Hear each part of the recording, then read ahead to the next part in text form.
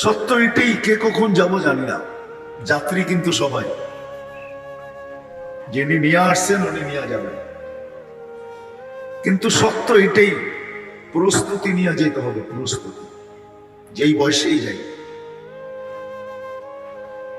শুধু দুইটা আল্লাহর কাছে মাপ পাবে, একটা হলো শিশু যতক্ষণ পর্যন্ত প্রাপ্ত বয়স্ক না হয়, ও যদি চলে যায় তাহলে ওর কোনো প্রশ্ন উত্তরও নাই, বরং মা বাবার আমল নামায় যোগ হবে, মা বাবার পাল্লায় তোলা হবে ওকে। আর হইলো পাগল যদি দুনিয়ার থেকে চলে যায়, ওরও কোনো প্রশ্ন উত্তর নাই। এছাড়া যারাই আমরা আসি, আমরা কিন্তু যাত্রী, যাত্রী সবাই, আমরাও যাত্রী, কিন্তু প্রস্তুতি নিয়ে যেতে হবে, ভালো মতে বোঝেন, প্রস্তুতি নিয়ে যেতে হবে। আজকে আল্লাহ অস্তিত্ব দিছেন নিজ ইচ্ছায়, সুরক্ষিত করতেছেন নিজ ইচ্ছায়। অস্তিত্বের ব্যাপারও ডিমান্ড নোট নেন নাই আমার থেকে, আপনার থেকে, যে ডিমান্ড নোট বড়। এক সময় ছিল বাংলাদেশে টেলিফোন লাইন আনতে হলে আগে ডিমান্ড নোট ভরতে হতো, ঠিক না? মাসের পর মাস, 6 মাস, 1 বছর অপেক্ষা করতে হতো, তারপরে লাইন আসতো। সরকারি পাওনা যতটুক, অতটুক দেওয়ার পরও আবার লম্বা একটা দিতে হতো, ঠিক না? ওটার নাম বললাম না, খালি লম্বা বলবো, মনে হয় বুঝাইতে পারি নাই, ঠিক না? সত্য তো? সত্য বোঝেন তো আমার কথা? অস্তিত্বের ব্যাপারও কোনো ডিমান্ড নোট নেই। আল্লাহ ডিমান্ড নোট নেন না আমাদের থেকে, সব ইচ্ছায় অস্তিত্ব দিয়েছেন, সৃষ্টির সেরা মানুষ হিসাবে দিয়েছেন। আল্লাহ সবচেয়ে প্রিয় পাত্র মুসলমান হিসাবে দিয়েছেন, সবচেয়ে শ্রেষ্ঠ উম্মতের লেবেল লাগায় দিয়েছেন। লেবেল, লেবেল চিনে? আপনার আমার শরীরে লেবেল লাগানো আছে, এই যে কোম্পানির লেবেল দেখেন না, মা, লেবেল খুলে গেলে যেই কোনো পানির সাথে মিলতে পারে, লেবেল লাগায় দিয়েছেন, কুনতুম খায়রা উম্মাহ, আমাদের চেয়ে উম্মত উত্তম কেউ নাই। এই লেবেলটা আমাদের গায়ে লাগানো আছে। কিন্তু বলবেন সারা দিত সাবান, ডেলি তো সাবান দিয়া বসি, লেবেলটা তো দেখি না। হ্যাঁ দেখবেন, ওরকম চোখ থাকলে লেবেলও দেখা যাবে, লেন্স লাগাইতে হবে, তাইলে দেখবেন, নাইলে দেখবেন না। এই খালি চোখে দেখা যাবে না।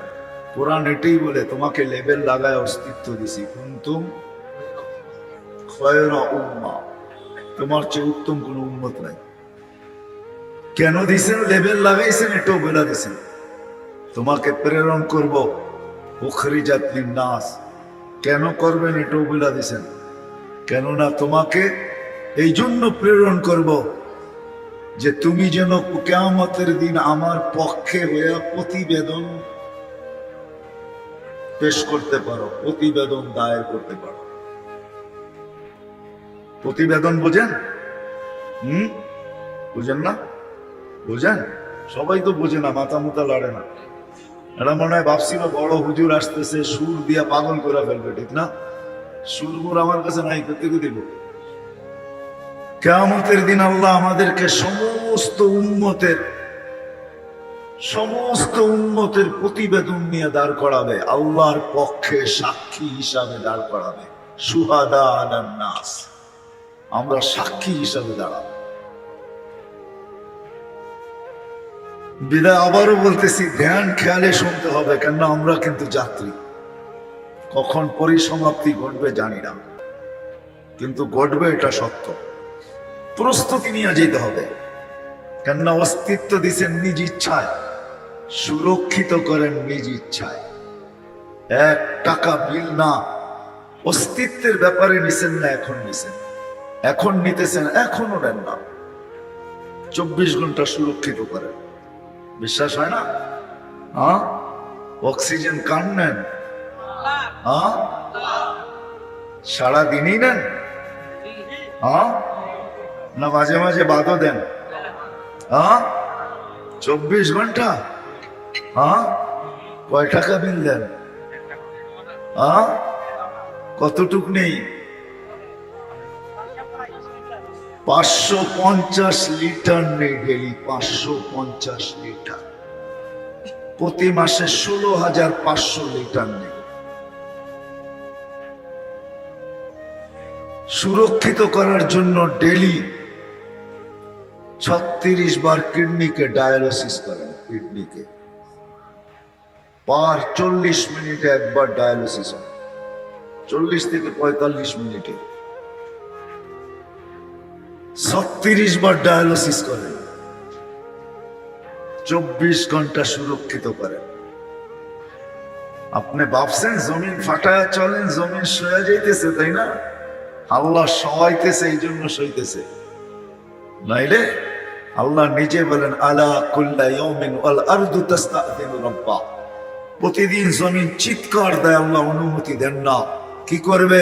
আন আবতালিয়া ইবনা আদম ফি বাতনি, আমি ওদেরকে পেটে নিয়ে নিতে চাই, পেটে। আর কত? 24 ঘন্টা নাফরমানি। কি বলেন? না নাফরমানি না, সত্য মানেন? কোন ঘর আছে যে ঘরে টেলিভিশন না আছে? কোন 4 দোকান আছে যেখানে টেলিভিশন না আছে? কোন যুবকের মোবাইল আছে যেখানে ইন্টারনেটের সংযোগ না আছে? ফেসবুক, ভাইবার, হোয়াটসঅ্যাপ বাদে, ইমো বাদেই দিলাম, সারা দিন নাফরমানি। জমিন বলে অনুমতি দেন না আল্লাহ। আল্লাহ অনুমতি দেয় না, মাঝে মাঝে একটু দেয়। যেমন কালকে দিছে তুর্কিতে। জানি না আমাদের এখানে আল্লাহ রক্ষা করো, দোয়া করি আল্লাহ বাংলাদেশকে হেফাজত করো। এই যেটা গতকালকে তুর্কিতে আসছে 7.8, 5 থেকে 6 বছর আগে 31st নাইটের পরের দিন বাংলাদেশও আসছিল, কোনো বিপর্যয় হয় নাই। আল্লাহ আমাদেরকে বাঁচায় দিছে, আল্লাহ আমাদেরকে বাঁচায় দিছেন। যেটা বলতেছিলাম, 24 ঘন্টা সুরক্ষিত করেন। জমিন প্রতিদিন বলে আল্লাহ আর কত? শুধু জমিন বলে না, আলা কুল্লা ইয়াউমিন আল বাহরু ইস্তাযিনু রাব্বা। প্রতিদিন সমুদ্র বলে আল্লাহ অনুমতি দেন না। ফেরেশতা বলে আলা কুল্লা ইয়াউমিন ওয়াল মালাইকাতু তাস্তাযিনু রাব্বা, অনুমতি দেন না। আর কত? 24 ঘন্টা নাফরমানি। কারো ডাকে সাড়া না দিলে যদি দুনিয়ার নিয়মে যদি অপরাধ হয়, জেল জরিমানা হয়, কোর্ট কাচারি হয়, হায় হায় হায় হায়, তো আল্লাহ ডেলি 5 বার ডাকে, কয়জন সাড়া দেয়? মনে হয় বুঝাইতে পারি না। বলো যুবক, কয়জন সাড়া দেয়? ডেলি 5 বার ডাকে। দুনিয়ার কারো ডাকে সাড়া না দিলে যদি অপরাধ হয়, জেল জরিমানা হয়, কোর্ট কাচারি হয়, হাতে হ্যান্ডকাপ, পায়ে বেরিয়ে পড়তে হয়, তাহলে আল্লাহ ডেলি 5 বার ডাকে। 5 বার। কয়বার ডাকে? কয়জন সাড়া দেয় বলেন? এই বাজারের কয়জন সাড়া দেয়? এই এলাকার কয়জন সাড়া দেয়? কয়জন আজানের আওয়াজ শুনে মুসল্লার দিকে দৌড়ায়, যায় নামাজের দিকে দৌড়ায়? কয়জন নারী, কয়জন পুরুষ? 24 ঘন্টা বুক করি কার? কিছু না করেন, অক্সিজেন তো করেন, হ্যাঁ না? অক্সিজেন করি না? কিছু করি আর না করি, কুদরত তো ডেলি 36 বার আমাকে ডায়ালিসিস করে সুস্থ রাখার জন্য। বাকিগুলা তো বাদই দিলাম। যুবক রাগ হয়েও না, 13 কোটি করে 26 কোটি ক্যামেরা কাটটা দিয়া সারাদিন দেখো। চাই ফেসবুকে দেখো, চাই ইন্টারনেটে দেখো, চাই ডাইরেক্ট দেখো আর ইনডাইরেক্ট দেখো, সারাদিন কার ক্যামেরা দিয়ে দেখো? কার ক্যামেরা? 13 কোটি করে 26 কোটি ক্যামেরা। কে? শুধু শুধু বলছে আম্মা বিনিআমাতি রাব্বিকা ফাহাদ্দিস। তুই আল্লাহর নেয়ামতের একটু চিন্তা করিস না, নেয়ামত নিয়ে একটু ভাবিস না, তোকে আমি দিলাম কি আর তুই করিস কি?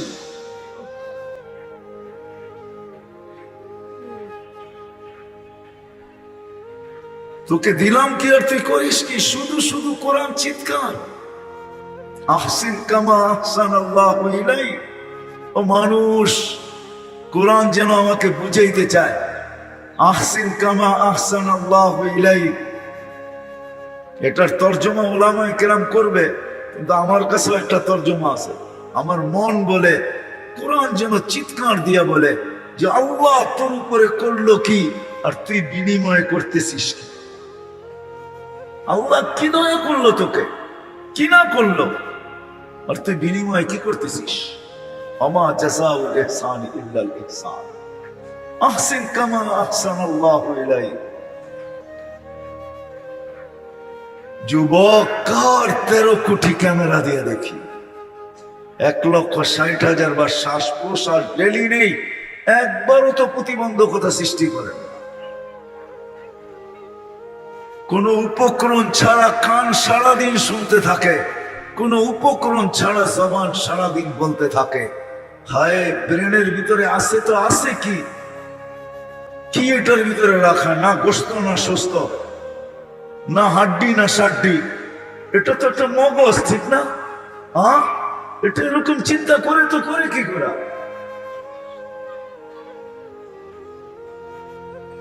হায়, কয়েক গজ তার দিয়া তো বাধাই করেন নাই,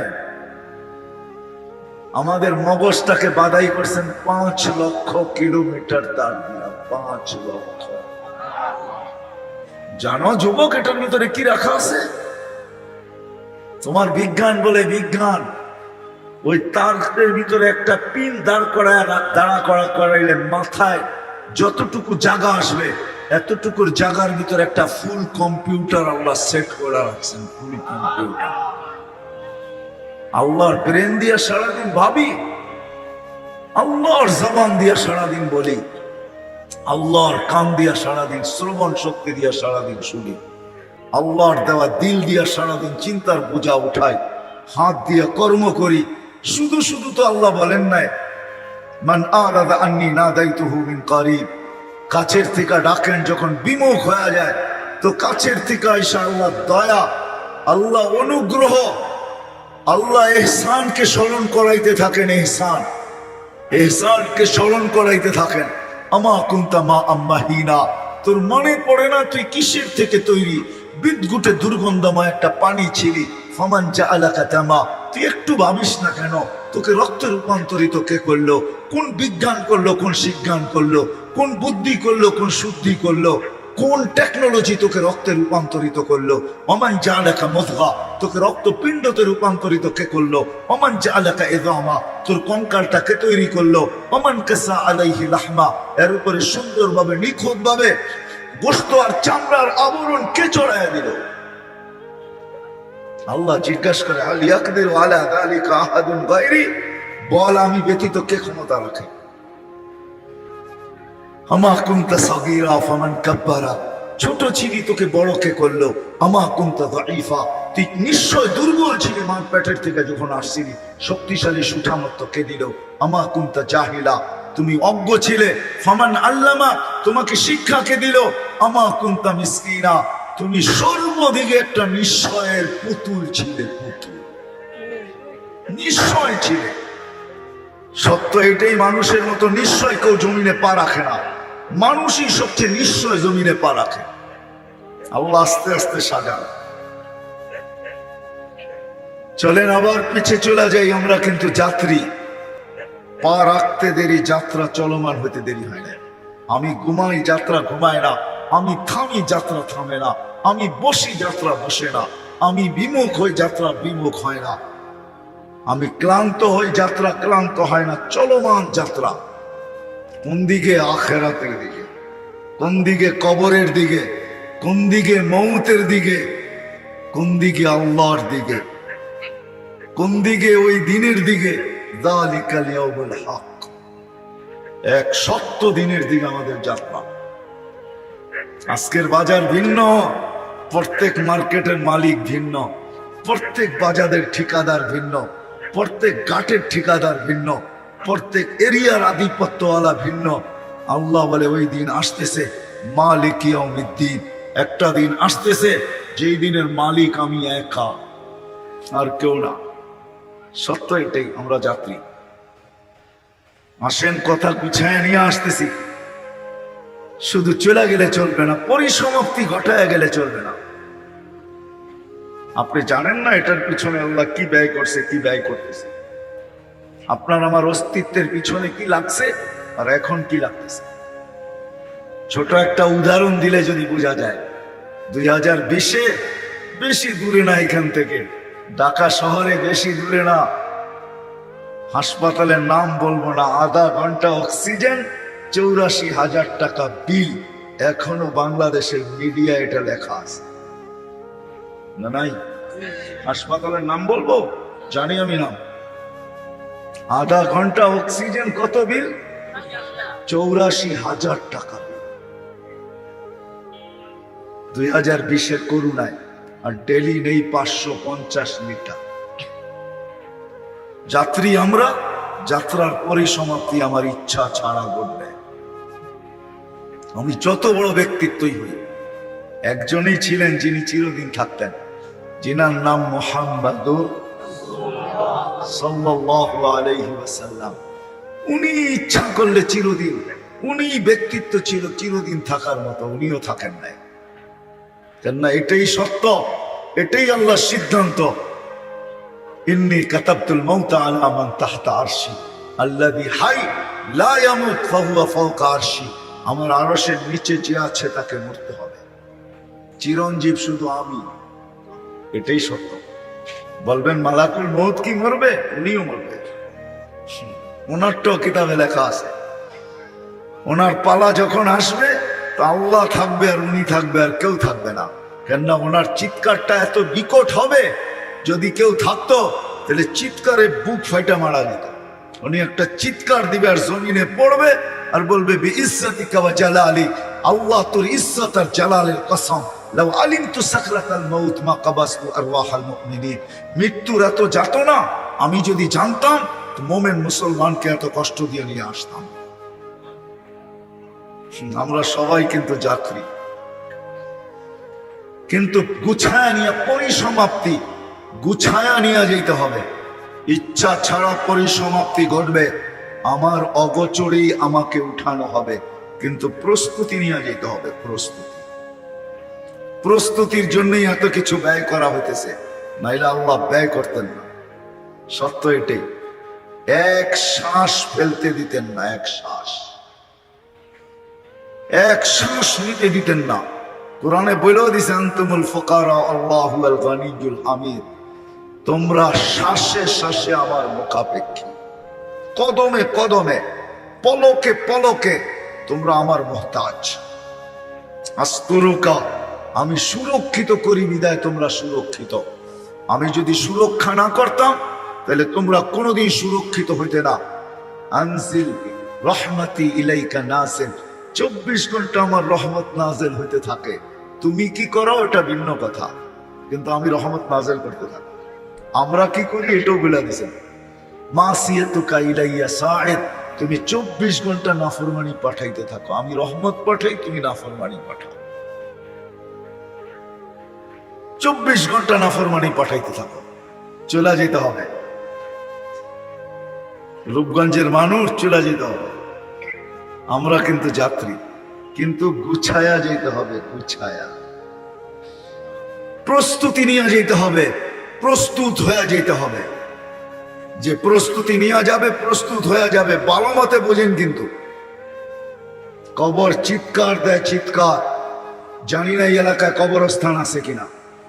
আলী রাদিয়াল্লাহু তাআলা আনহুর কথা সত্য, কবর চিৎকার দেয়। যে তার পাশ দিয়া যায় তাকে চিৎকার দিয়া শোনায়, ইন্তাকাল্লা মিন দারিল গুরুর। শোনো শোনো, আমরা ধোকার ঘরের থেকে বাহির হয়ে চলে আসছি। আমাদের সব সম্পর্কগুলো ধোকা ছিল, ধোকা। দেখাবো চোখে আঙ্গুল দিয়া কেমন ধোকা। এইখানে একজন হবে কিনা আমি জানি না। প্রতিদিন 2 রাকাত নামাজ মা বাবার জন্য পড়ে, প্রতিদিন শুধু 2 রাকাত নফল মা বাবার জন্য পড়ে। আর হাতটা উঠায় বলে, মালিক এই 2 রাকাত 2 জনরে 1 রাকাত করে দিয়ে দিল। পড়ি, তাইলে দোকান এত কি, বাপের সব রেখা দিলাম, গায়ের কাপড়টা পর্যন্ত খুইলা রেখা দিলাম, সস্তা কাপড়ে পেঁচা নিজের সবচেয়ে বড় দায়িত্ব মনে করা কবরে ঢুকায় দিলাম। আজ পর্যন্ত 2 রাকাত নামাজে অভ্যস্ত হলাম না, শুধু 2 রাকাত নামাজ, 2 রাকাত, বেশি না। একজনও এখানে অভ্যস্ত নাই যে ডেলি আমি 2 টাকা মা বাবার নামে সদকা করি, ডেলি পার ডে। এটা আমার নিয়ম, আমার অভ্যাস। 1 টাকা মা, 1 টাকা বাবা, ডেলি 2 টাকা দিই, 2 টাকা। একজনও হাত উঠাইতে পারবেন? তাহলে আলী রাদিয়াল্লাহু তাআলা আনহুর কথা সত্য, আলী রাদিয়াল্লাহু তাআলা আনহুর কথা সত্য, এটাই ছিল সত্য। কবরের চিৎকারই সত্য, ইন্তাকালনা মিন দারিল গুরুর। সম্পর্কগুলো সব ধোঁকা ছিল, এই ঘরটাই ধোঁকা। কবরে দিয়ে আসতে দেরি, আমাদেরকে বলতে দেরি করে না, ইলা দারিল গোরাবা। তারপরে বলে আমরা অপরিচিত জগতে চলে আসছি, এখানে কাউকে চিনি না, কেউ আমাকে চিনে না। শুধু শুধু ঘরে মৌত হইলে ফেরেশতা চিৎকার দেয় না, ফেরেশতা চিৎকার দেয়, যাহাবাতিল আমওয়াল, তোমার সব অর্জন হাতছাড়া, বাকিয়াতিল আমাল, প্রস্তুতি তোমার সাথে আছে, প্রস্তুতি। এই জন্যই আমি বারবার বলতেছি, আমরা যাত্রী, যেই কোনো মুহূর্তে আমার অনিচ্ছায়, আমার ইচ্ছা ব্যতীত পরিসমাপ্তি ঘটবে, যেই কোনো মুহূর্ত আমাকে উঠায় নেওয়া যাবে। আসেন, গুছায় নিয়ে যেতে হবে, গুছায় নিয়ে যেতে হবে। সত্য এটাই, যে গুছায় নিয়ে যাবে, গুছায় নিয়ে যেতে হবে, প্রস্তুতি নিয়ে যেতে হবে। কেননা সাক্ষাতের থেকে ভাগাও যাবে না। কোরআন এটাই বলে, আফা হাসিবতুম আন্নামা খালাকনাকুম আবাস ওয়া আন্নাকুম ইলাইনা লা তুরজাউন। তোমার ধারণা কি আমার কাছে ফিরবে না? আমি তোমাকে বেষ্টন করে রাখছি, বেষ্টন। তুমি অবরুদ্ধ, নিচে আমার জমিন, উপরে আমার আকাশ। লিল্লাহি মুলকুস সামাওয়াতি ওয়াল আরদ। উপরে যাবেন, এটাও আল্লাহ, নিচে যাবেন, এটাও আল্লাহ। আল্লাহ বলতে তুমি বেষ্টিত, তুমি অবরুদ্ধ, কোথায় যাবেন? আসেন, বিবেকের পর্দা খুলি, প্রস্তুতি নিয়ে যেতে হবে, প্রস্তুত হয়ে যেতে হবে, গুছায় নিয়ে যেতে হবে। আমি শেষ জায়গায় চলে আসছি, যাত্রী কিন্তু আমরা। যে গুছায় প্রস্তুতি নিয়ে যাবে, কসম খোদার, নারী হোক আর যুবক হোক, বৃদ্ধ হোক আর পুরুষ হোক, গরিব হোক আর ধনী হোক, শিক্ষিত হোক আর অশিক্ষিত হোক, মালিক হোক আর চাকর হোক, কালো হোক আর সুন্দর হোক, আরব হোক আর অনারব হোক, দুনিয়ার যেই কোনো জায়গার হোক, যেই কোনো সমাজের হোক, যেই কোনো পেশার হোক আর বর্ণের হোক, যে প্রস্তুতি নিয়ে যাবে, সত্য এটাই, তার কবর থেকেই সুঘ্রাণ বাহির হবে। নাইলে ফেরাউনের কৃতদাসীর কবর থেকে সুঘ্রাণ বাহির হতো না। আমি চোখে দেখা বলতেছি, ফেরাউনের কৃতদাসীর কবর থেকে এখনো সুঘ্রাণ বাহির হয়। বিশ্বাস হয় না? অ্যাড্রেস দেই, দেখা আসেন। আমি দেখা আসছি, আমি দেখা বলতেছি, কিতাব পড়া না। কেউ যদি বলে কিতাবে নাই, ওকে বলবো তুই দেখা আস, তারপরে বলিস কিতাবে নাই। আমি তো দেখা আসছি, এই নাকে ওই গ্রাম লাগানো আছে, এই জন্য বলতেছি। মিয়া জান এখনো লেখা আছে ওই জায়গা। বিশ্বাস হয় না? সত্য এটাই, এখনো বেলালের বাড়ি দেখলে চোখে পানি আসে। আমিও 6 বার কাঁদছি, আপনারাও কায়দা আসতে পারেন। আমি একবার কাঁদি নাই, 6 বার টানা চোখে পানি আসছে, 6 বার। আমি 6 বার গেছি ইথিওপিয়া। আজও রাবেয়ার বাড়ি দেখলে চোখে পানি আসে। কাঁদতে হবে না, চোখ নিজে নিজে কাঁদবে, আপনার ইচ্ছা করতে হবে না, এটাই সত্য। কেন আমি যতজনকে দেখছি এখানে, সবার চোখে পানি। সবাইকে জিজ্ঞাসা করছি কাঁদো কেন, কয় তাও জানি না কেন কাঁদি, কিন্তু চোখ কাঁদে। চোখ কাঁদবে আপনার। সত্য এটাই, চোখ কাঁদবে। হাজারো জায়গায় এরকম রাখা আছে যেখানে দাঁড়াইলে আপনি কাঁদতে বাধ্য হবেন, বাধ্য কাঁদতে। সত্য এটাই। আসেন আমরাও জীবনটাকে গুছায় নেই, প্রস্তুতি নেই, যাত্রী কিন্তু দুনিয়ার কোনো পরিচয় চলবে না, প্রস্তুতি চলবে। যদি চলতো তাহলে আমি বলি দুনিয়ার কারো যদি না চলতো একজনের চলা উচিত ছিল, কিন্তু আল্লাহ বুঝাইছেন না, আমাদের সিস্টেম, এটার ভিতরে কোনো চেঞ্জ হয় না, কোনো চেঞ্জ হয় না। কওলুহুল ফাসল, আল্লাহর সিদ্ধান্তই সিদ্ধান্ত। আবু তালেবেরটা হওয়া উচিত ছিল। আমার মন বলে, আমি ভুল বলতেছি কিনা জানি না, আবু তালেব যে 44 বছর মুহাম্মদুর রাসূলুল্লাহ সাল্লাল্লাহু আলাইহি ওয়াসাল্লামকে বুকে রাইখা পালছে,